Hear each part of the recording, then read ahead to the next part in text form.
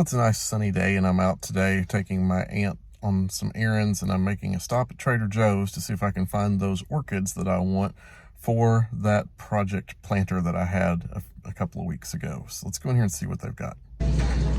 Well, they have loads of flowers, but I'm looking for the teacup orchids, and there they are. So I'm going to try to pick out 3, especially that yellow one, a couple of others to go in that planter.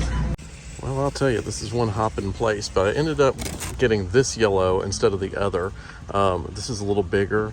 The other one had some broken leaves when I got down in there. So this one, I thought, I'm gonna put that in the center and maybe put these others on each side of it. So neat project. Can't wait to get this home and get it started. So I got these orchids home and they fit beautifully in the pot.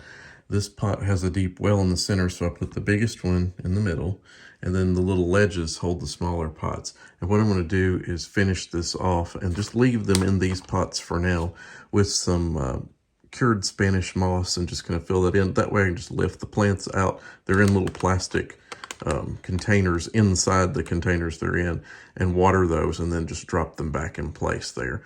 And I'll do that while they're blooming. I'm not going to repot them or anything right now. And maybe later I'll get some plastic, different plastic liners, repot, and maybe redo this, or I may pot these up individually. But anyway, this is for a spring display. So I just thought you'd like to see how that worked together there. And yeah, neat project for springtime using an old mid-century container and 3 beautiful blooming orchids.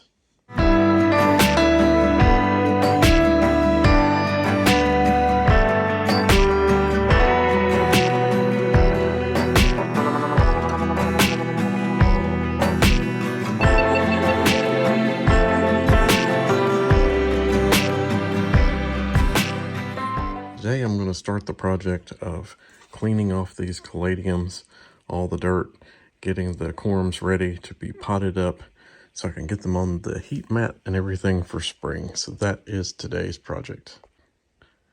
For this project, I actually saved pots from proven winners that the caladiums originally came in, but I also save my chrysanthemum pots that I buy every fall for additional corms that I have, because the plants do multiply. So I save a full stack to have enough to put under the grow lights. So I'm starting with my 2 largest. This is the Caladium Burning Heart. That's the one I use in the center of the formal flower garden, the big red-leafed one that's in the black urn. I'm going to do 1 large pot. I'm going to use a big pot, so that's good and full. I want it to be full of bulbs for that area. This one is clowning around, and year before last I had really good luck with this one as a single planter on the front porch. I divided it last year. It did not do well. In fact, I lost 1 entire planter. So I'm going to combine this one down to a single big pot as well. So I'm going to start with the 2 large ones and get those going. I'm going to start the process by taking just a pair of pruners and start trimming off all of the dead material back. And from that point, then what I'll do is take this large 1 clump and separate out the bulbs. Now that I've cleaned a bunch of that off, you can see a lot of the dead matters off of there. Quite a bit came off of that clump. I'm going to just take my hands and I'm going to just work this apart, and this is going to be the messy part where you're going to break off the dirt and whatever and reveal the corms. And I'm going to look for the healthiest ones and even some of the youngest ones to put in there too that will come along and grow. I want both the good old established and the younger ones. If I see anything that looks like it's dried up or non-performing, then those are going to be tossed. So now is where I start to get concerned. I've got this all laid out. I've pulled these apart and I'm seeing very young corms and only 1 mature clump that's not very robust for this going into this year. So I'm going to go ahead and pot this up. I'll still go back. I'm going to clean off some more of these with the pruners and before I pot them, but I'm going to pot all of this, clean it all up, pot it into 1 of those pots, and then we're going to hope for the best. I hope I can get 1 good big red burning heart caladium out of this year. We'll see. We may have to go with something different in that formal garden urn. All right, so that giant glob of caladium, the burning heart, has now been reduced to just this over here. I've got a pot ready, and I'm just going to take these, and I got them kind of separated down to little smaller bits and left enough of the original stem on there to where I could see them where I'm placing them. And I'm just going to place all of these into here.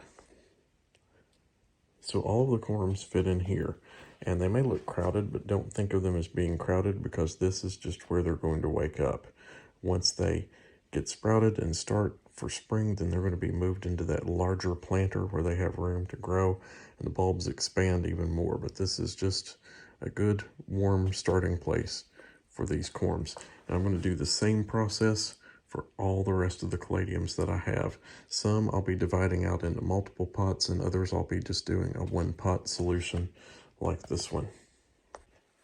My last step is to cover those with a layer of potting soil, put in my plant tag so I know which one I'm looking at here.